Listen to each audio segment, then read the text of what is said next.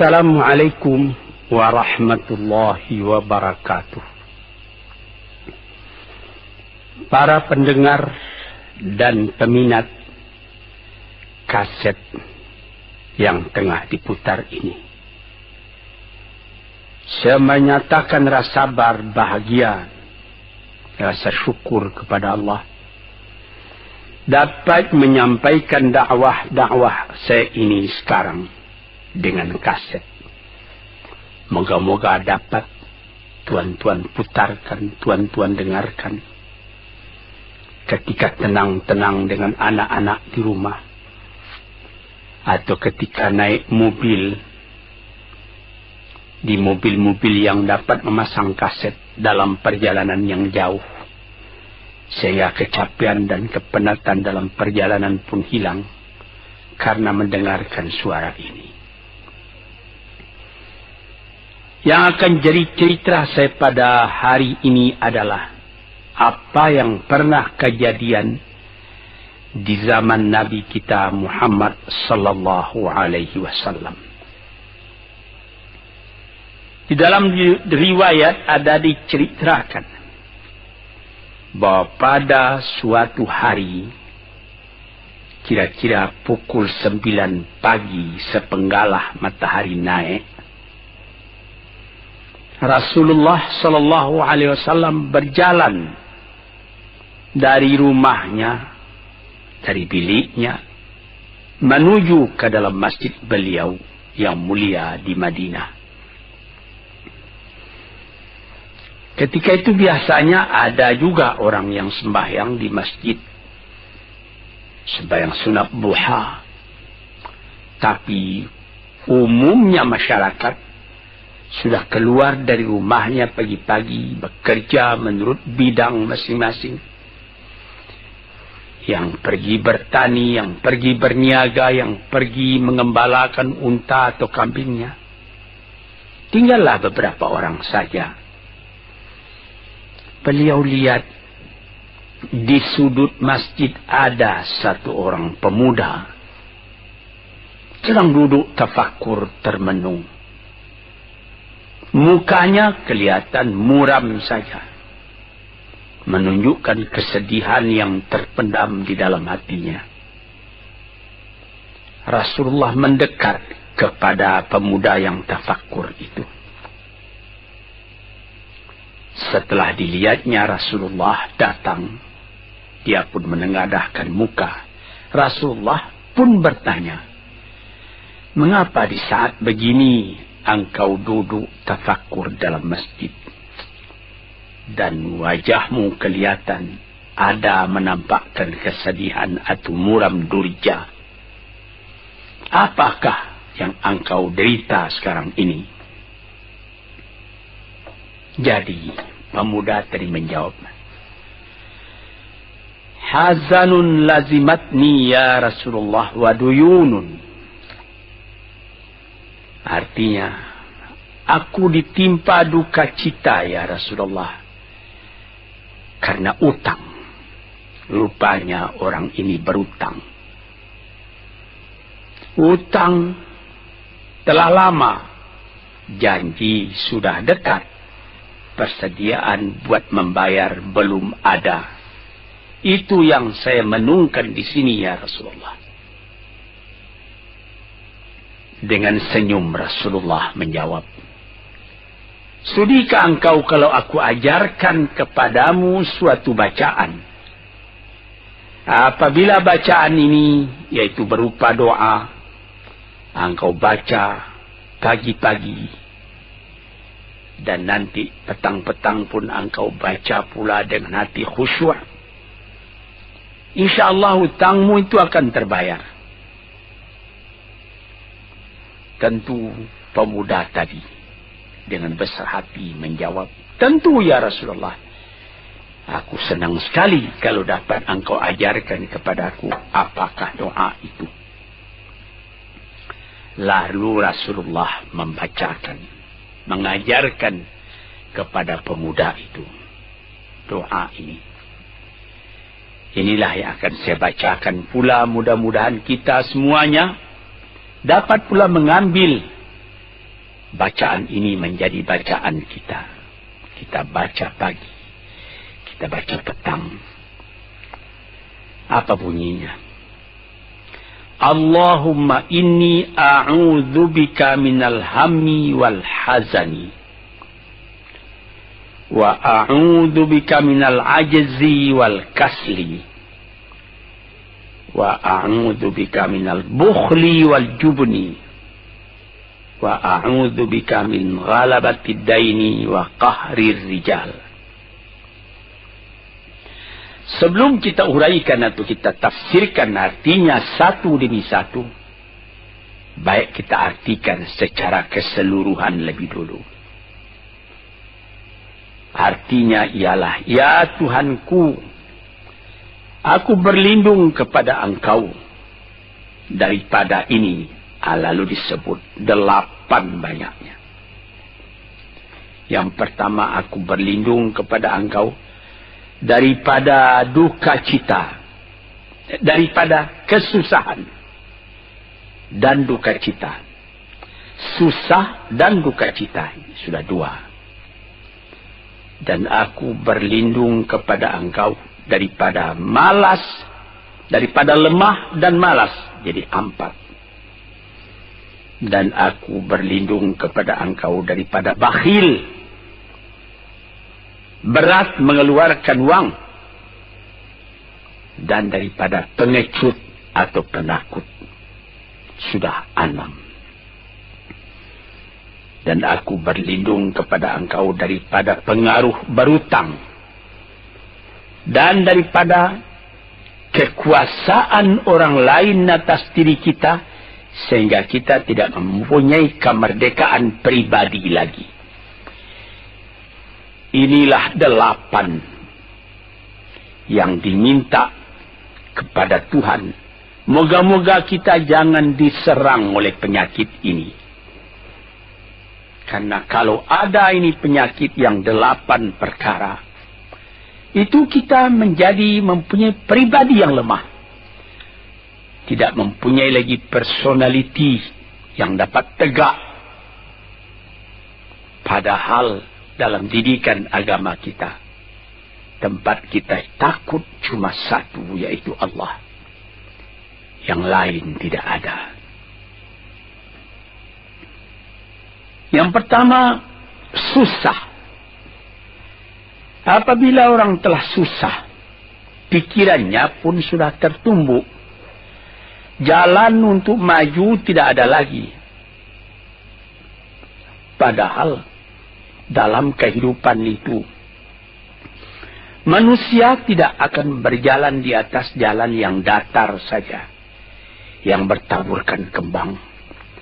Kehidupan itu mendaki, menurun, melereng, berenang, melewati ombak dan gelombang.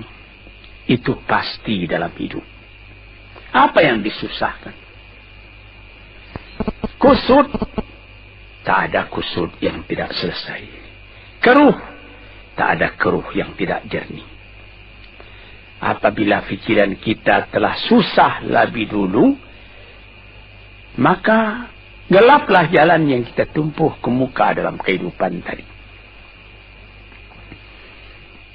Yang kedua, kita disuruh berlindung kepada Allah daripada duka cita.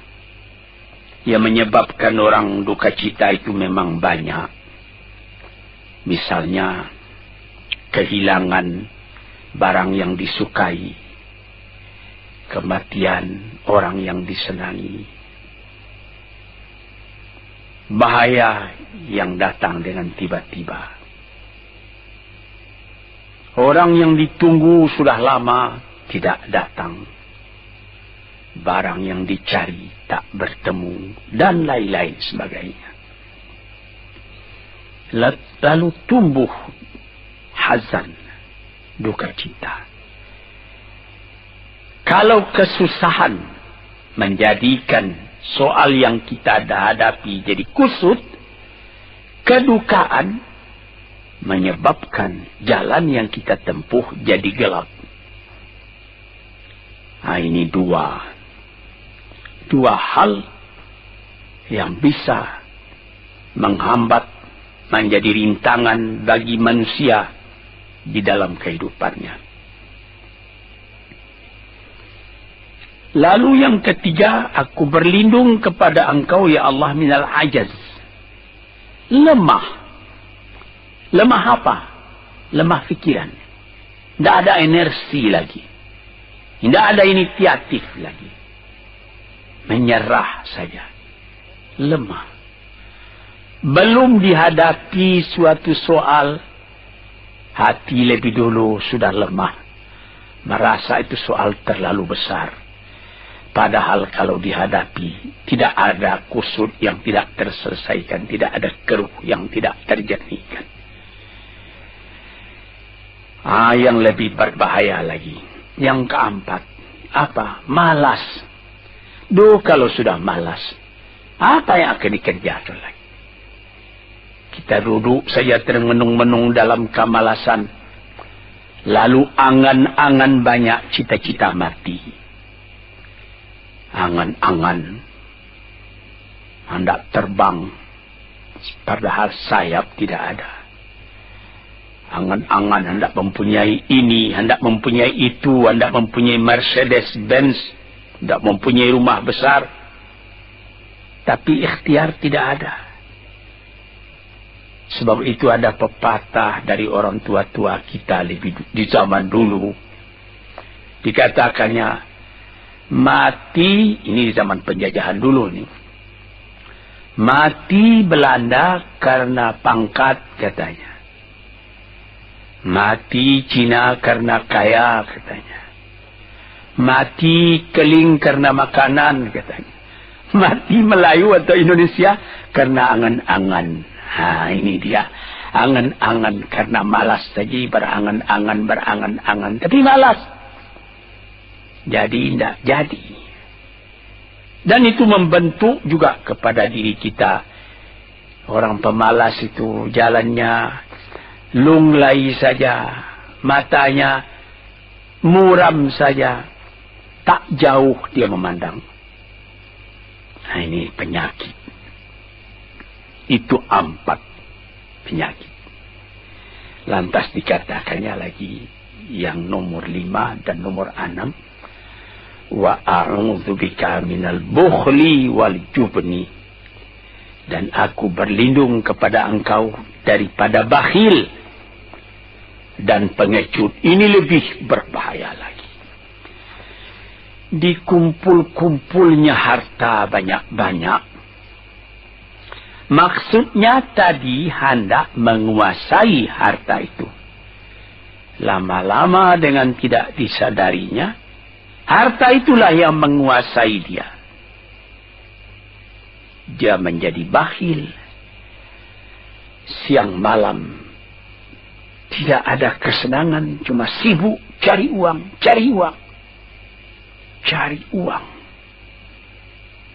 Kemudian simpan banyak-banyak. Gunanya ya cuma mengumpul itu saja.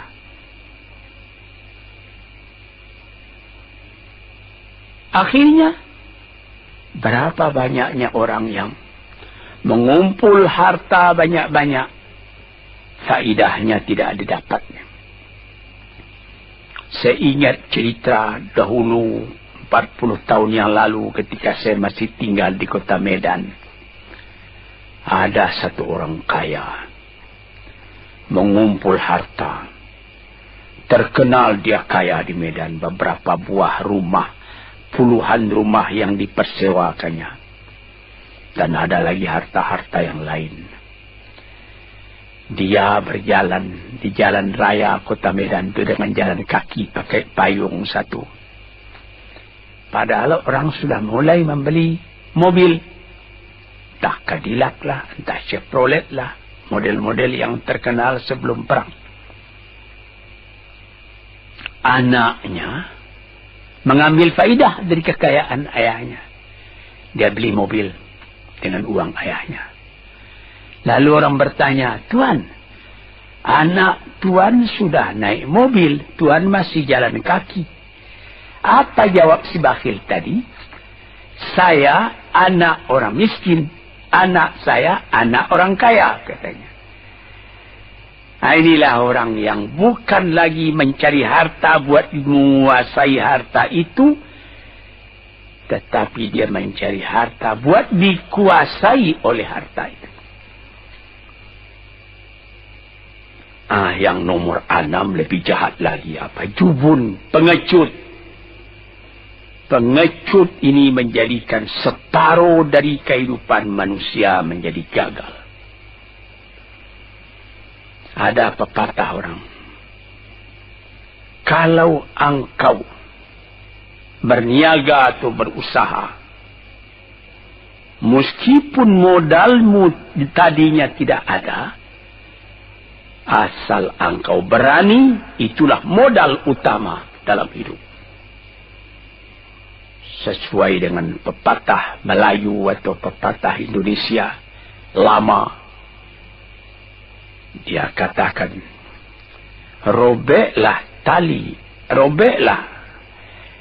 putuslah tali layang-layang, robek kertas tentang bingkai. Hidup jangan mengepalang, tidak kaya, berani pakai. Hidup jangan mengepalang, tanggung-tanggung, jangan. Tidak kaya, berani pakai. Keberanian itu adalah modal.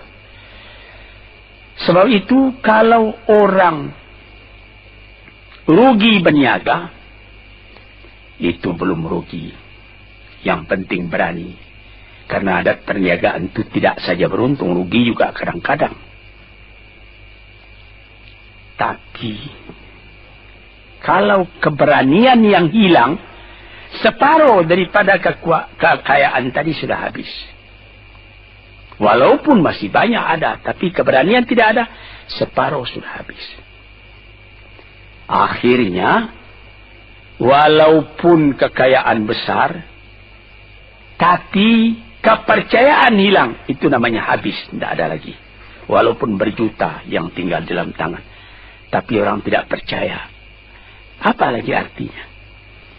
Sebab itu yang pertama sekali modal itu keberanian menghadapi hidup.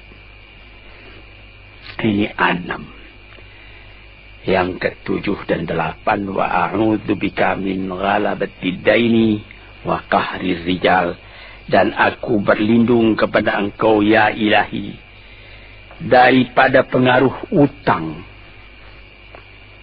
Hutang itu, itulah anak muda yang duduk di sudut masjid tadi, dipengaruhi oleh utang. Sampai Rasulullah sendiri pun mengatakan, iyyakum wad-daina. Jagalah supaya kalau sedapat-dapatnya jangan sampai berutang.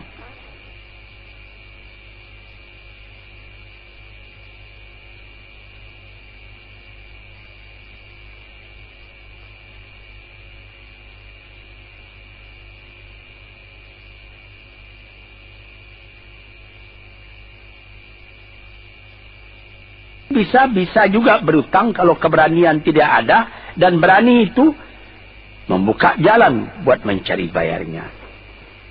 Tetapi kalau pengecut berutang lagi, itu payah buat membayar. Sebab itu Nabi mengatakan, iyyakum wad-daina, saya akan dapat-dapatnya, elakkanlah supaya jangan berutang. Fa innahu hammun bil laili wa madhallatun fin nahari. Hutang itu susah pada malam hari, mata tidak mau tidur. Dengan apa imbangan hutang tadi, berapa utang, berapa yang akan diterima, sehingga mata tidak mau tidur malam itu memikirkan hutang. Akhirnya madhallatun fin nahari, kalau siang hari badan berasa hina, tak berani keluar dari rumah. Kota Jakarta yang begitu besar, bersilang siur, jalan-jalan raya, jalan Tamrin, Diponegoro, Imam Bonjol, Cut Mutia, dan lain-lain nama jalan. Ada orang yang jalan itu bertambah lama, bertambah kecil jumlahnya. Kalau orang lain mempunyai 100 macam jalan, dia paling tinggi cuma 2 saja jalan yang dapat jalani. Jalan dari rumahnya ke tempat yang tertentu. Ke lain dia tidak berani. Kenapa? Karena ada tempat dia berhutang. Jadi dikatakan dalam hadis itu, orang berhutang malam tak mau tidur, siang malu sama orang. Takut akan ditanyai, takut akan dicari. Ataupun dia berbenam di rumah, datang orang menunggu piutang. Dia bilangkan kepada pembantunya atau kepada anaknya, katakan bapak tidak di rumah. Anak yang tolol atau pembantu yang tolol menjawab, mana bapak? Dia suruh bilangkan bahwa bapak tidak ada di rumah. Kata anak tadi, betapa susah. Lantas yang nomor 8, wa qahrir rijal. Kita tidak mempunyai lagi kemerdekaan diri buat menyatakan perasaan kita karena kita segan kepada orang. Kita terlalu banyak berutang budi kepadanya. Kita terlalu banyak mendapat hadiah daripadanya. Kita terlalu banyak dan lain-lain. Sehingga mulut kita jadi tertutup, tak dapat bercakap lagi. Ditekan oleh hutang budi kepada orang tadi. Kemerdekaan diri tidak ada lagi. Inilah 8 perkara yang ditunjukkan oleh Nabi Sallallahu Alaihi Wasallam kepada pemuda yang duduk tadi. Dapatlah kita mengambil pedoman dalam kehidupan kita sendiri, bahwa yang amat penting lebih dahulu ialah kemerdekaan jiwa. Kalau sekiranya di dalam negara yang telah merdeka, kita sama sekali menyorakkan, meliuk lambaikan kemerdekaan di mana saja kita pergi. Tapi banyak orang yang lupa negaranya telah merdeka, dirinya sendiri telah menjadi terjajah. Bukan Belanda, karena Belanda sudah lebih 30 tahun pergi meninggalkan negeri ini. Dan bukan bangsa yang lain. Tapi penjajahan yang datang daripada sifat-sifat yang lemah yang kita katakan tadi. Kesusahan. Kalau kesusahan kita perturutkan, jalan yang kita tempuh menjadi buntu. Kita tak tahu lagi kemana akan pergi. Susah. Pagi susah, malam susah. Sehingga kusut benang itu tak tahu lagi jalan keluar. Padahal pangkal dari kesusahan itu bukan dari luar, tapi dalam jiwa kita sendiri, dalam dada kita sendiri. Yang kedua, dikatakan duka cita. Saya teringat kepada satu pantun Melayu atau pantun Indonesia. Dikatakannya, kalau berpiduk jangan bermenung. Kalau bermenung riak pun tiba. Kalau duduk jangan termenung. Kalau termenung hati pun iba. Kalau hati sudah iba, jalan tertumbuk. Sampai ada juga pepatah nenek moyang kita, hati yang marah mendorongkan, hati yang hibah menjauhkan. Sebab itu, haruslah kita bersedia membesarkan jiwa kita sendiri. Marfu'ar ra's, maufurul kiramah. Kepala terangkat, harga diri dijaga. Itu. Kemudian dikatakan yang kedua, al-ajaz, lemah. Al-kasal, malas. Kelemahan ini juga ada yang karena penyakit. Kenapa lemah saja? Kenapa tiap-tiap pekerjaan yang dihadapi pesimis yang timbul sehingga timbul malas? kalau perlu kita pergi kepada dokter, terutama psikiater. Kita tanyai di mana segi kelemahan ini. Karena kelemahan jiwa, kemalasan, malas dan lemah itu dari jiwa pangkalnya. Ahli-ahli ilmu kesehatan yang telah mendalam mengetahui hubungan antara rohani dengan jasmani kita, sehingga timbul ilmu yang dinamai psikosomatik atau psikoterapi, menganalisa jiwa dari mana seginya, maka timbul lemah, maka timbul malas. Di sini kita memerlukan kuatnya energi. Sebab apabila manusia mempunyai jiwa yang besar, pekerjaan yang besar pun dipandangnya kecil. Tetapi apabila manusia mempunyai jiwa yang kecil, pekerjaan yang kecil pun dipandangnya besar. Kita misalkan saja kedua orang pemimpin yang kita cintai dan kita hormati. Proklamator kita Bung Karno dan Bung Hatta. Mereka mempunyai jiwa-jiwa yang besar.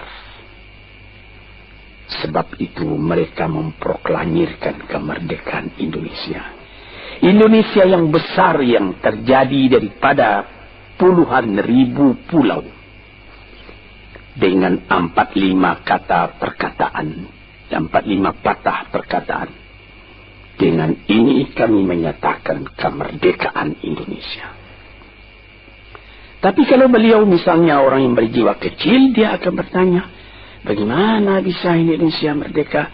Kita sudah miskin, melarat, dulu dijajah Belanda, kemudian ditekan Jepang. Kapan dia berkaji itu pekerjaan yang detail-detail, yang kecil-kecil, dia anggap itu besar. Ini misalnya.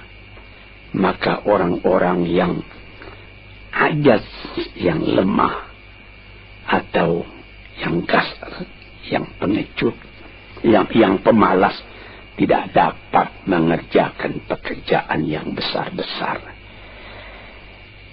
Kemudian yang kelima dan keenam, wa a'udzubika minal bukhli. Aku berlindung kepada engkau daripada bakhil. Menerima mau banyak-banyak, mengeluarkan paling sedikit. Dia anggap, sebagaimana saya katakan tadi, tadinya dia menguasai harta. Akhirnya dengan tidak disadarinya, dia yang dikuasai oleh harta. Akhirnya orang yang begini kerjanya cuma mengumpul-ngumpul harta saja. Kumpulkan harta banyak-banyak. Kemudian Tuhan memanggilnya kembali ke akhirat. Mati. Tidak ada harta tadi yang dibawanya. Tinggal menjadi perselisihan di antara anak dan cucu. Di hari-hari yang pertama, anak tadi menangis. Ayahnya telah mati. Tapi di hari yang kedua dan ketiga, dia tidak menangis lagi. Dia berpikir, di mana kunci ditaruh ayah? Di mana simpanan ayah? Berapa peninggalan ayah? Lalu dia berkelahi. Anak tadi. Nah ini, karena si ayah tadi bukhul, bakhil. Nikmatnya orang lain yang merasai, dia sendiri sengsara diperintah oleh hartanya itu. Apatah lagi yang keenam, jubun, pengecut. Dia berjalan siang, dia berjalan malam hari. Kelihatannya olehnya pohon kayu bergerak-gerak. Disangkanya itu hantu. Dia lari terus. Bertambah lari, bertambah takut. Akhirnya dia pingsan karena sudah lari itu. Dia tidak ada apa-apa oleh orang yang berani. Ini orang yang gagal di dalam perjalanan hidupnya. karena penakutnya, karena pengejutnya itu. Padahal di dalam keterangan agama sendiri, orang-orang yang beriman kepada Allah dikatakan la tahinu wa la tahzanu wa antumul a'launa in kuntum mu'minin. Jangan engkau merasa lemah, jangan engkau merasa duka cita, jangan engkau merasa pengecut.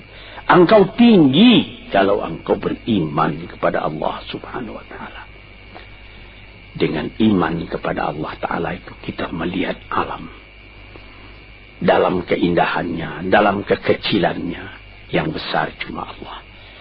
Kita tidak takut karena tidak ada satu bahaya yang akan menimpa kepada diri kita kalau tidak Tuhan yang menentukan.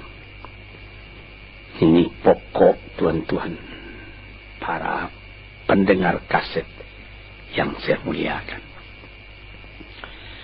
Kemudian di nomor 7 dikatakan kita berlindung kepada Allah daripada pengaruh hutang. Alangkah kecilnya jiwa orang apabila dia telah berutang kepada orang lain. Dibikin janji tanggal sekian akan dibayar, tanggalnya sudah dekat, persediaan belum ada, lalu timbul kecil jiwa sekali lagi. Apatah lagi qahri rijal yang nomor 8. Yang ke-8 sebagaimana telah kita uraikan tadi ialah qahri rijal, pengaruh orang lain kepada diri kita sendiri. Sehingga kita tidak berani lagi menyebut kebenaran.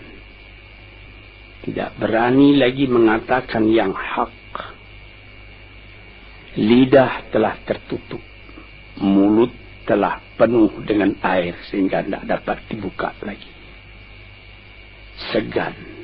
Kita sudah terlalu banyak berutang budi kepada orang.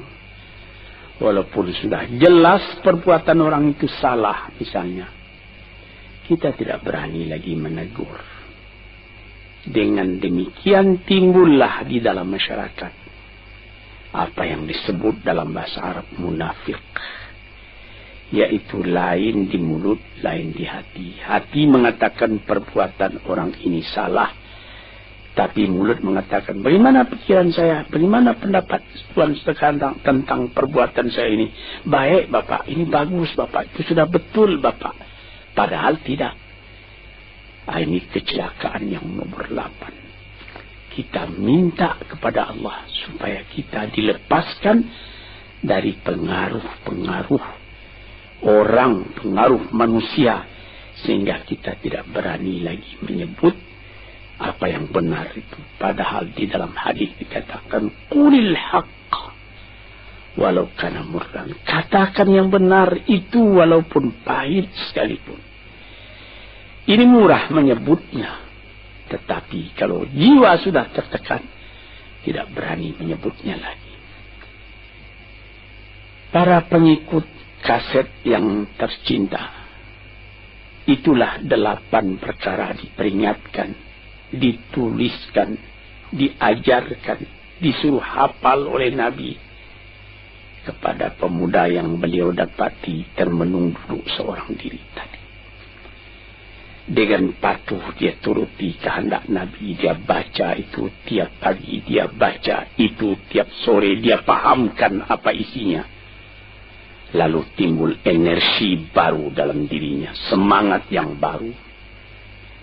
Langit pun kelihatan cerah, bintang pun kelihatan berkelap-kelip, matahari pun kelihatan bercahaya, dan dia sudah melihat kehidupan ini dengan mata yang terang. Kemudian dia bertemu dengan Nabi, ya Rasulullah, saya mengucapkan terima kasih. Penyakit-penyakit tak ada pada saya lagi. Utang saya sudah terbayar. Dan saya akan memulai hidup yang baru. Inilah jawab dari pemuda tadi. Dan inilah jadi pedoman pula bagi kita kaum muslimin.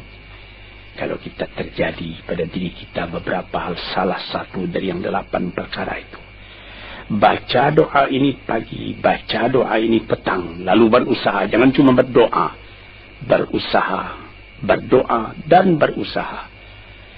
Allah akan membukakan kepada kita pintu rahmatnya, memberikan nikmatnya yang berlipat ganda, sehingga segala sesuatu yang di kiri kanan kita menjadi kekayaan, menjadi inspirasi buat maju ke depan di dalam kehidupan ini. Bapak-bapak, saudara-saudara pendengar kaset yang saya muliakan, moga-moga pengaruh dari hadis ini, daripada doa ini masuk ke dalam diri saudara, dan saudara menjadi orang muslim dan merdeka yang sejati. Sekianlah pandangan saya. Moga-moga ada manfaatnya bagi para pendengar dan peminat kaset yang tercinta. Assalamualaikum warahmatullahi wabarakatuh.